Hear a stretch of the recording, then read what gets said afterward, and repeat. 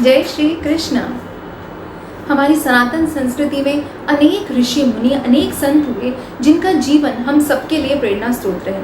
उन सबके जीवन से हमें बहुत कुछ सीखने को मिलता है, फिर चाहे उनके बीच में किया गया शास्त्रार्थ हो, उनके द्वारा की गई रचनाएं हो, लिखे हुए ग्रंथ हो, या फिर उनके बीच का आपसी मतभेद।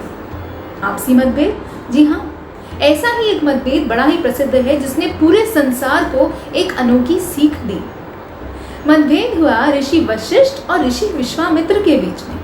मतभेद का कारण ये था कि ऋषि वशिष्ठ कह रहे थे कि सत्संग सबसे ऊंचा है, हर साधन से ऊंचा है, परंतु ऋषि विश्वामित्र का ये कहना था कि तपस्या ही सबसे महान है, तपस्या से ही भगवान को पाया जा सकता है। दोनों अपनी इस शंका के समाधान के लिए ब्रह्मा जी के पास पहुंचे।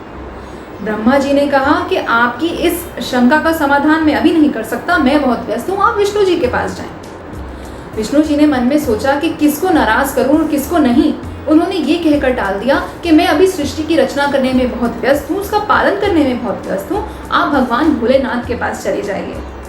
भगवान भोलेनाथ मन मन मुस्कुराए और उन्होंने कहा कि आपकी इस शंका का समाधान शेषनाग अवश्य कर देंगे, आप उसके पास जाइए।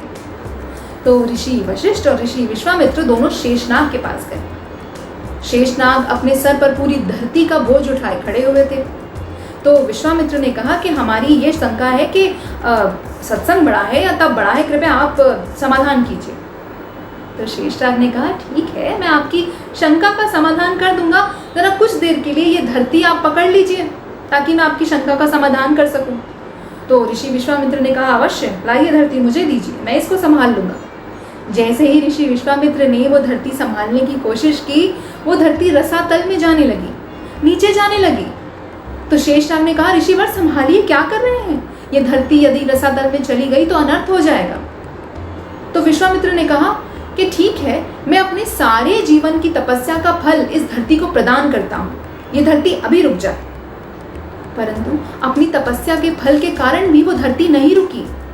तब ऋषि वशिष्ठ ने कहा कि मैं अपनी आधी घड़ी के सत्संग का पुण्य इस धरती को प्रदान करता हूँ। धरती तत्काल रुक गई और शेषनाग ने वापस उस धरती को अपने सर पर धारण कर लिया और दोनों ऋषिवर को जाने के लिए कहा। तो विश्वामित्र ने कहा कि हमारी शंका का समाधान तो कीजिए, हमें जाने को क्यों कह रहे हैं। तो शेषनाग ने कहा ऋषिवर, आपकी शंका का समाधान तो हो गया। आपने कहा था सत्संग बड़ा है या तप बड़ा है, आपके जीवन के तप के फल से भी ये धरती रुकी नहीं, रसातल में जा रही थी, परंतु ऋषि वशिष्ठ के सत्संग के फल से, वो भी आधी घड़ी के सत्संग के फल से ये धरती रुक गई। तो शंका का समाधान तो हो गया। सत्संग ही हर रूप में सर्वथा सबसे ऊपर है, हर तप व्रत और पूजा से ऊपर है। ये सत्य ही है मित्रों।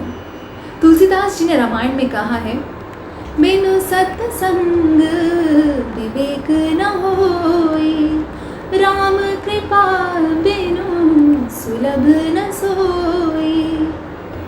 वो सत्संग श्री राम की कृपा से ही मिलता है।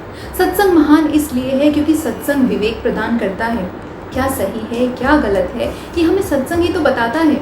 और सबसे ऊपर भगवान के प्रति मन में भाव सत्संग से ही तो मिलता है, क्योंकि उसी के द्वारा तो हमें भगवान की कथा सुनने को मिलती है। तो क्यों ना अपने जीवन को भी सत्संग के द्वारा हम सुंदर और भक्तिपूर्ण बनाएं। जय श्री कृष्ण।